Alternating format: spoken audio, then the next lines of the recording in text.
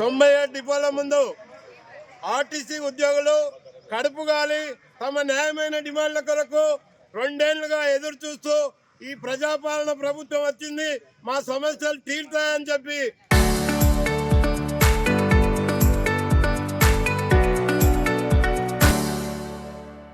ఎంతో ఎదురు చూసి నెల రోజుల ముందు ఆర్టీసీలో ఉన్న ఉద్యోగ సంఘాలన్నీ న్యాయమైన డిమాండ్ల మేరకు ప్రభుత్వానికి నోటీస్ ఇవ్వడం జరిగింది.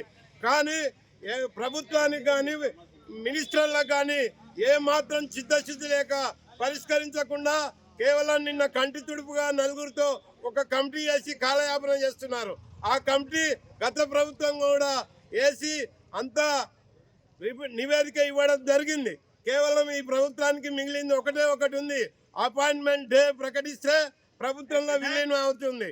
1932 ఆర్టీసీ సంస్థ పుట్టినప్పటి నుంచి యూనియన్లను ఏకపక్షంగా నోటి మాటతో గత ప్రభుత్వం రద్దు చేసి దాని ఫలితం అనుభవిస్తున్నారు. ఈ ప్రభుత్వానికి మేము హెచ్చరిస్తున్నాం, ఆర్టీసీలో యూనియన్లను వెంటనే పునరుద్ధరించాలి. ఆర్టీసీలో రిటైర్మెంట్ అయిన ఉద్యోగులకు బకాయిలు చెల్లించకపోగా ఎంతో మంది నిరాదరణకు గురై డబ్బులు లేక చాలా మంది మరణించడం జరిగింది. కాబట్టి పెండింగ్ లో ఉన్న ఆర్టీసీ ఉద్యోగుల బకాయిలను వెంటనే చెల్లించాలి. తర్వాత ఆర్టీసీలో ఈవీ బస్సుల పాలసీ తెచ్చి ఎలక్ట్రిక్ బస్సులను అడ్డగోలుగా ప్రైవేట్ కంపెనీలకు అప్పచెప్తూ ఆర్టీసీలో వచ్చే ఏదైతే ఉద్యోగాలు ఉన్నాయో వాటిని ఎవరికి పేదవారికి అందకుండా చేస్తుండ్రు. ప్రైవేట్ ఎలక్ట్రిక్ బస్సులు బడా భూస్వాములవి పెత్తందారులవి ఉన్నాయి. అదే ఎలక్ట్రిక్ బస్సులు ఆర్టీసీ సంస్థకు అప్పచెప్తే ఆర్టీసీలో ఎంతో మందికి నిరుద్యోగులకు ఉద్యోగ అవకాశాలు వస్తాయి. ఆర్టీసీలో ఉద్యోగం అంటే రోస్టర్ పద్ధతిలో, రిజర్వేషన్ పద్ధతిలో బీద బడుగు బలైన వర్గాలకు ఉద్యోగాలు వస్తాయి. కాబట్టి మేము ఏం డిమాండ్ చేస్తున్నాం, ఎలక్ట్రిక్ బస్సులను వెంటనే రద్దు చేయాలని కోరుతున్నాం. అదేవిధంగా ఈ టైం అయిపోయిన అద్దె బస్సులను కూడా రద్దు చేసి వాటి స్థానంలో ఆర్టీ బస్సులను పెంచాలని కోరుతున్నాం. ఆర్టీసీలో ఉద్యోగుల సమస్యల న్యాయమైన డిమాండ్లు ఇవి.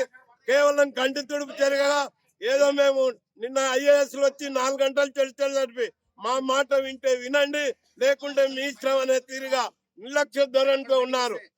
ప్రభుత్వం దీంట్లో కల్పించుకొని వెంటనే మా న్యాయమైన డిమాండ్లను పరిష్కరించి వారు ఏదైతే ప్రతిష్టాత్మకంగా తీసుకున్న మహాలక్ష్మి పథకాన్ని విజయవంతం చేస్తున్న ఆర్టీసీ కార్మికుల శ్రమను గుర్తించి మా సమ్మెను న్యాయమైన డిమాండ్లను పరిష్కరించి శాంతియుతంగా సమ్మెను విరమింపజేయాలని డిమాండ్ చేస్తూ ధన్యవాదాలు. హామీలని అమలు చేయాలని మేము అడుగుతున్నాము. మేము అందరు మహిళలు కనిపిస్తున్నారు కానీ మన ఆర్టీసీలో ఉన్న మహిళలు మాత్రం మీకు ఎందుకు మా మీద ఎందుకు జాలనిపిస్తుందో తెలియట్లేదు. మీరు ఏదైతే ఉచిత ప్రయాణం మహిళలకని ఎట్లయితే చేపట్టిందో ఆ కార్యక్రమము మేము ఎంత లేడీస్ మీ ఒక బస్సులో 100, 120, 150 మంది ఉన్నా కూడా మేము ఏ మాట ఇబ్బంది ఎంత ఇబ్బందులు మాకు ఎన్ని సమస్యలు ఉన్నా కూడా మేము అది మీ మాట ప్రకారంగా సక్సెస్ చేస్తున్నాము. అయినా కూడా ప్రతి ఒక్క ఆడబిడ్డ మీకు కనిపిస్తుంది కానీ ఆర్టీసీలో ఉన్న ఆడవాళ్ళు ఎంత ఇబ్బందులు పడుతున్నారు అనేది మీకు కనబడట్లేదు. 8 అవర్స్ ఉద్యోగాలు అని చెప్తున్నారు కానీ మాకు ఏది కూడా 14 అవర్స్ నుంచి ఏది కూడా తక్కువ అవర్స్ ఒక్క డ్యూటీ కూడా మా డిపోలో అయితే ప్రస్తుతం లేదు. ఎంత ఇబ్బందులు మాకు ఉద్యోగాలు కొత్త ఉద్యోగాలు ఇవ్వక మేమే చేసి రోజు 16 గంటలు 15 గంటలు ప్రతి రోజు చేస్తున్నాము. మేము కూడా మాకు చేత కావట్లేదండి చేయడము. ఎంత కష్టపడ్డా మాకు కనీసం ఫలితం అన్న ఉందా అంటే మాకు అవే జీతాలు, అవే సమస్యలు, అవే జీతాలు.